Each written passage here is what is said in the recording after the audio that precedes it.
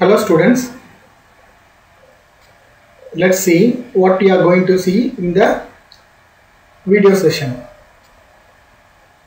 Capacitors are connected in series and in parallel.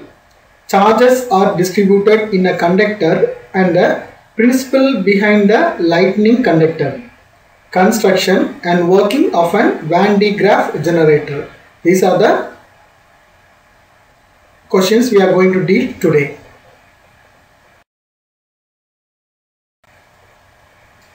Capacitors in series and parallel. And we are going to deal with the capacitor in series first. Students, let me introduce the capacitors in series first. Okay. See, you can see the capacitors, three capacitors which are connected in series. One end of a capacitor, the first capacitor is connected with the positive terminal, and the other last, the third capacitor is connected with the negative terminal. Now, each and every capacitor will have a voltage of V1, V2 and V3. Let me explain you about this capacitors and which are connected in series.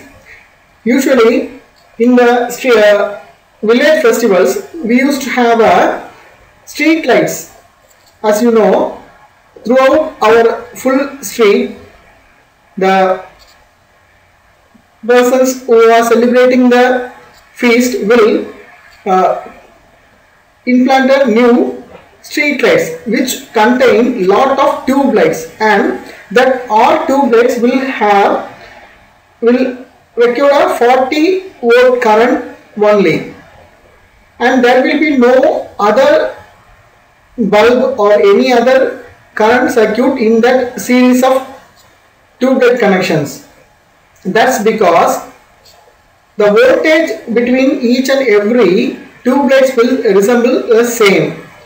If you connect any other bulb or any other electrical appliances in that line, then it will not be worked as the series connection. That's why they don't use any other bulbs in that street light series connection, and there will be only one wire like this and another wire which is connected to the negative end. See, with this capacitors have positive terminal here and negative terminal here, and this negative terminal and this positive terminal is connected between them, and this C2 negative terminal and C3 positive terminal is connected in between them. Then the C3 negative terminal and the C1 positive terminal is connected in between them. So there will be equal charges in between the capacitors.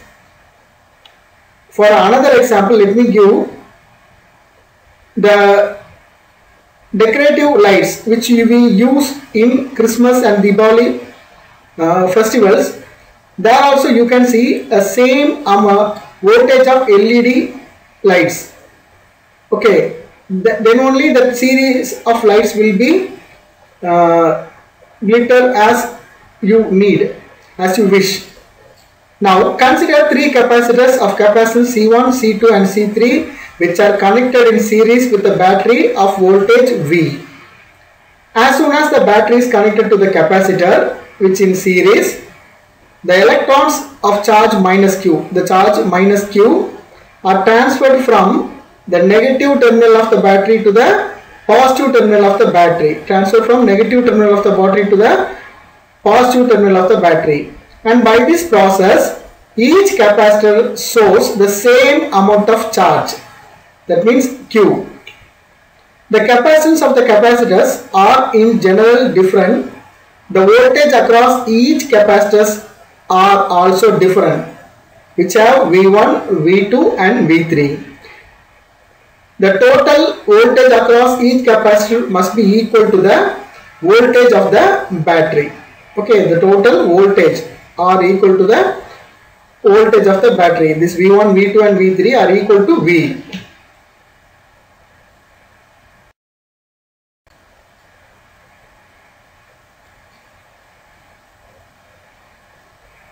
V1, V is equal to V1, V2, V3 because we get the voltage from this V and it has been divided between the three voltages. Now we know Q is equal to C into V. That means the charge is equal to capacitance into voltage. Therefore, we can take this C here down the Q.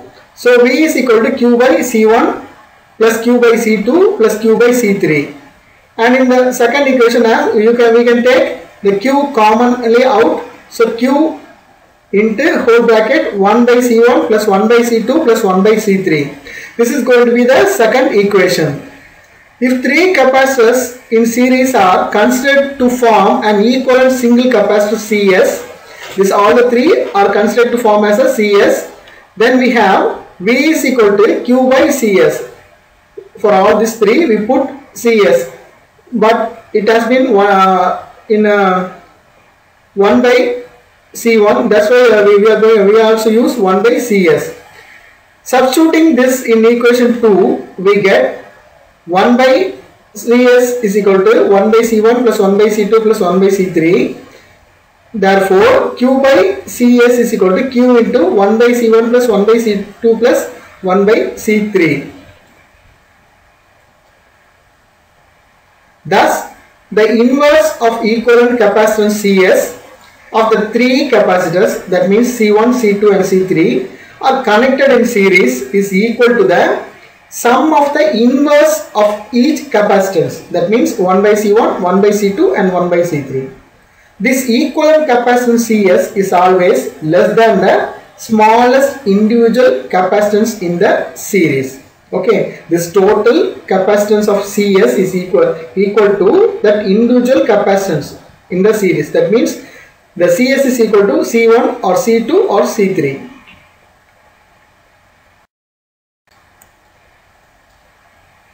Now let's see capacitance in parallel.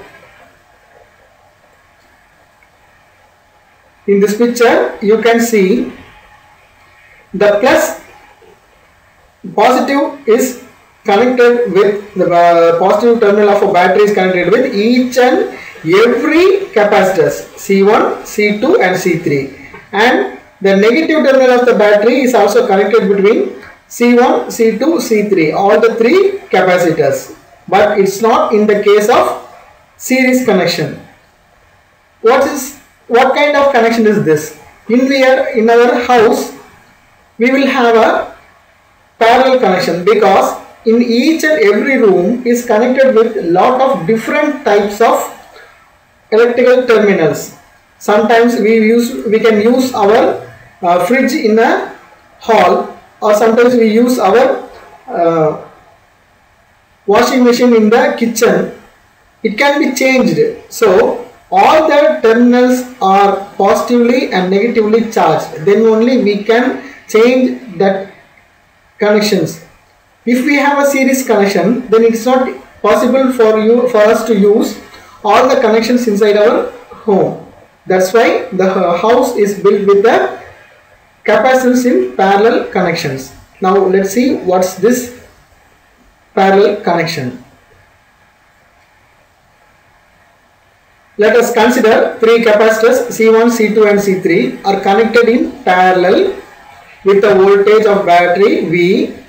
Since the corresponding sides of the capacitor are connected to the same positive and same negative and positive terminals, the voltage across the capacitor is equal, but the voltage across the capacitor in series are not equal. Now the charge stored in the capacitor is not same, but in series connection the charge stored in the capacitor are same. Let the charge stored in the three capacitors Q1, Q2 and Q3, according to the law of conservation of total charge, the sum of these three charges are Q is equal to Q1, Q2, Q3. Since Q is equal to C into V, we know we can put Q is equal to C1V plus C2V plus C3V, because here three different capacitors.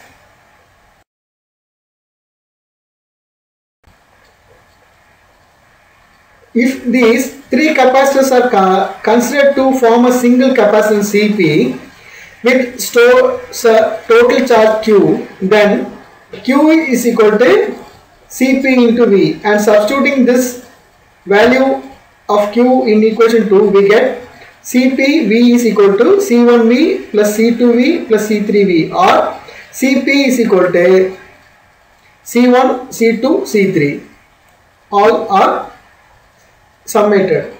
Now, thus the equivalent capacitance of capacitors connected in parallel is equal to the sum of the individual capacitance, little different from the series connection. The equivalent capacitance Cp in a parallel connection is always greater than the largest individual capacitance, but in series connection it is less than the individual connection or equal to the individual connection. Then I think in this picture you can see what I have. I want to explain you about the series and parallel circuits. You can see from the battery, the series connection, series circuit, the battery is the positive terminal is connected to one end of a battery and the negative terminal is connected to another end of a battery.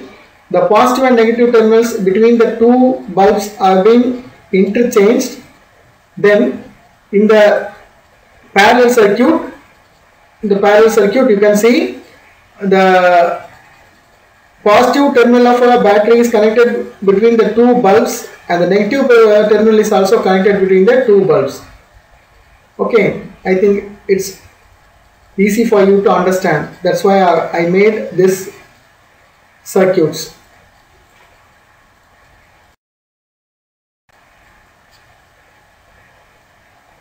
Now let's see distribution of charges in a conductor. Okay, each and every conductor have lot of charges.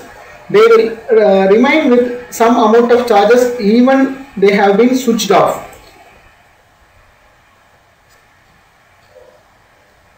Let's connect two different conductors with one thin conducting wire. Let's have a conductor with a mass different from the second conductor B. Let's name them as A and B. The radius of the first conductor sphere is R1 and the second is R2. The charge of the first one is A is Q1 and the B is Q2. Consider two conducting spheres A and B of radii R1 and R2 respectively connected to each other by a thin conducting wire. The distance between the sphere is much greater than the radii of the either sphere. Okay, this distance will be much higher than the radii of any sphere. You can see if a charge Q is introduced in any one of the sphere, this charge Q is redistributed into both the spheres.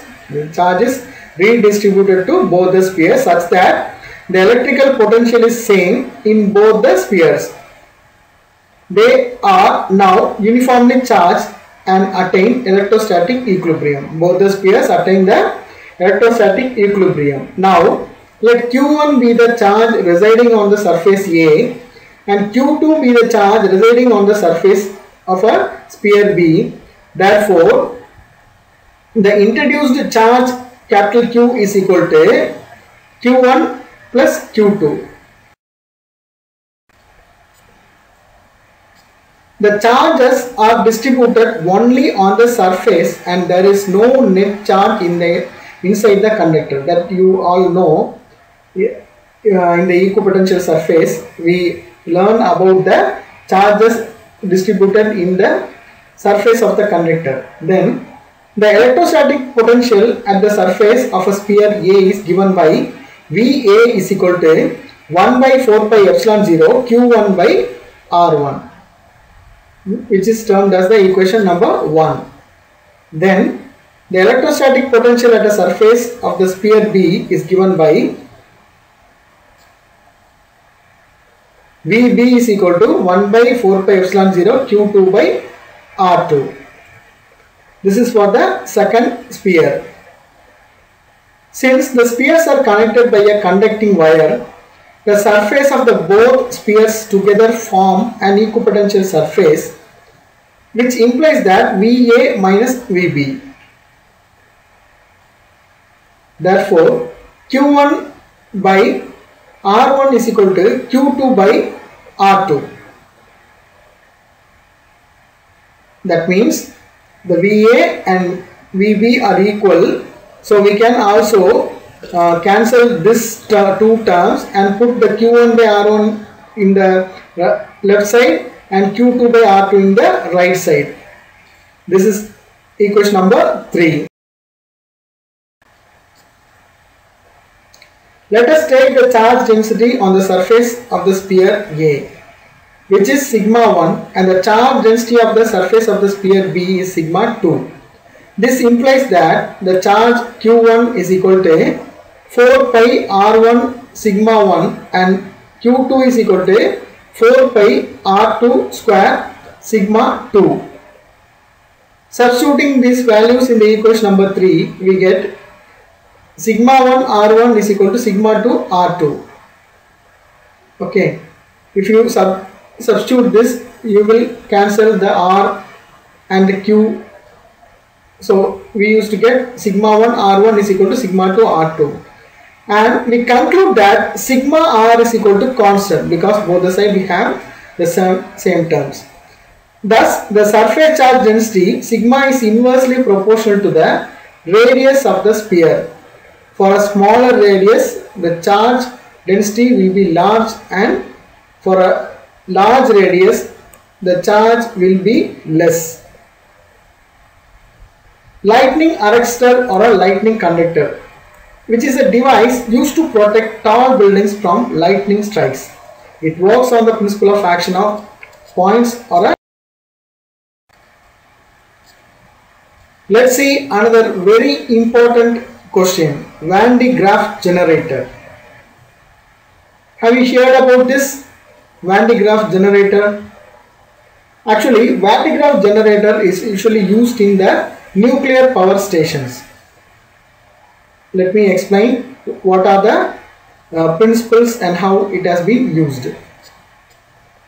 Van de Graaff generator produces a large amount of electrostatic potential difference, about 10 to the power 7 volt. It is a major amount of potential it has been produced, voltage. What is the principle behind the Van de Graaff generator? It works on the principle of electrostatic induction and action of points. Let me explain the construction of a Van de Graaff generator. A large hollow spherical conductor is fixed on an insulating stand. It has been fixed on an insulating stand. The pulley B is mounted at the center of the hollow sphere, and another pulley C is fixed at the bottom. This is B and this is C. The belt made up of insulating material. This belt is made up of an insulating material like silk or rubber, runs over both the pulleys with C and B. The pulley C is driven continuously by an electric motor. This pulley C is driven by an electric motor.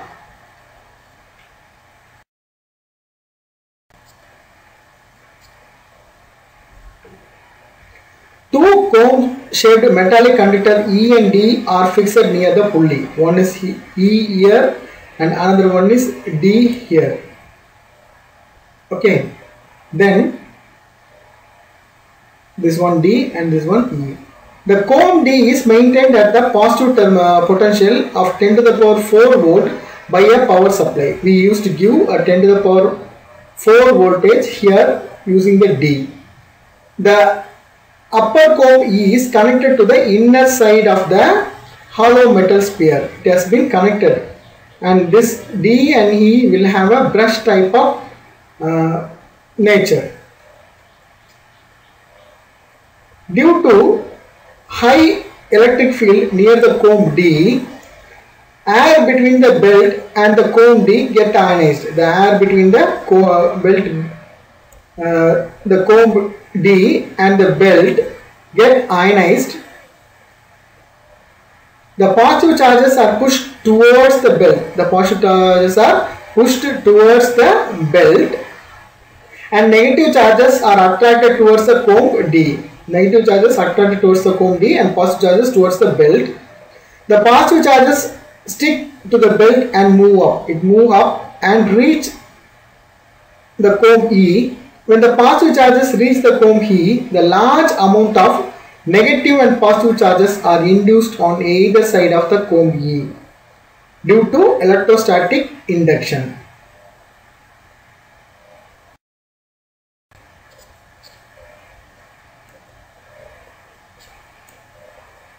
As a result, the positive charge are pushed away from the comb E and reach the outer surface of the sphere. Here you can see the positive charges reach the outer surface of the sphere. Since the sphere is a conductor, the positive charges are distributed uniformly on the outer surface of the hollow sphere. At the same time, the negative charges nullify the positive charges in the belt due to coronal discharge before it passes over the pulley. When the belt descends, it has almost no net charges. That means there is no ionization of gases here inside the Van de Graaff generator, and at the bottom it gains a large positive charge. The belt goes up and delivers the positive charges to the outer surface of the sphere. This process continues until the outer surface produces the potential difference of the order of 10 to the power 7, which is the limit.